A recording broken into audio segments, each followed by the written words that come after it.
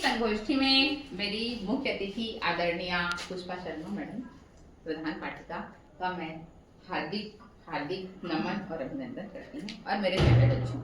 तो देखो, मैं स्पेशली आप लोगों के स्कूल में इसको इसलिए बताने आई हूँ क्योंकि जनरली क्या होता है, 9वीं से बच्चे थोड़े बड़े हो जाते हैं, अपने अधिकारों का अगर हनन होता है तो वो विरोध करना सीख जाते हैं, अपने माँ बाप को बोल लेते हैं, पर अभी आप लोग थोड़े छोटे होते हैं, इसलिए आपको भी जानकारी होनी चाहिए कि पोषण, स्वास्थ्य, शिक्षा पर हम सभी का पूरा पूरा अधिकार है।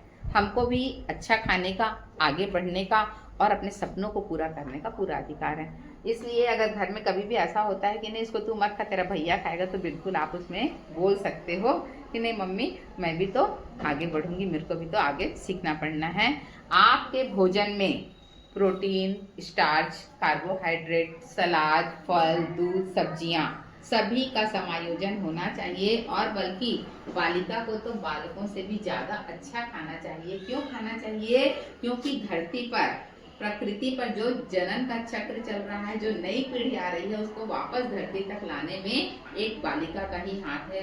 बालिका बड़ी होती है तो किशोरी बनती है, और किशोरी बनने के बाद वो युवती बनती है, और युवती बनने के बाद उसको एक बहुत बड़ी जिम्मेदारी मिल जाती है कि वो ईश्वर के अंश को धरती पर लाए और माता बने। तो बालिकाओं का पोषण होना चाहिए। अगर बालिकाओं का पोषण नहीं होगा तो उनके शरीर में एनीमिया जैसी बीमारी हो जाती है, जो रक्त अल्पता या खून की कमी होती है, जिससे उनको चक्कर आते हैं, वो कोई भी काम अच्छे से नहीं कर पाती हैं। तो आप बिल्कुल पौष्टिक भोजन करिए, जिसमें प्रोटीन, स्टार्च, कार्बोहाइड्रेट, फैट, दूध, पनीर, विटामिन, मिनरल्स, खनिज पदार्थ और सलाद, सब्जियां, फल सभी कुछ होने चाहिए, जिसको हम लोग तिरंगा भोजन कहते हैं। जैसे आप देखते हो टमाटर लाल होता है, गोभी सफेद होती है और बैंगन नीला होता है। यानी हमारे भोजन में मटर, दूध, दही, पनीर, चाहे अगर नॉनवेज खाते हैं तो मांस, सभी का समावेश होना चाहिए।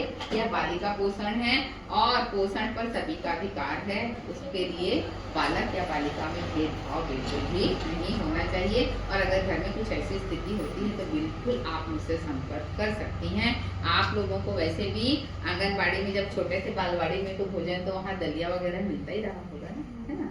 तो बिल्कुल आप अपने घर में जरूर इस चीज का ध्यान रखें। और आजकल तो सबके घर में लोग समझदार और पढ़े लिखे हैं, तो इस तरह की समस्याएं तो मेरे विचार से नहीं आती होंगी। और एक और चीज मैं बताना चाहती हूँ, अगर लगता है कि स्वास्थ्य का वो कराना है तो मैडम डॉक्टर रश्मि बुधिया मैडम मेरे को स्पेशली बोली है कि आप जहाँ बोलेंगे सोनी मैडम, मैं वहाँ आ जाऊंगी। और अपने साथ लायंस क्लब मेंबर जुड़े हैं, उनकी टीम भी आएगी।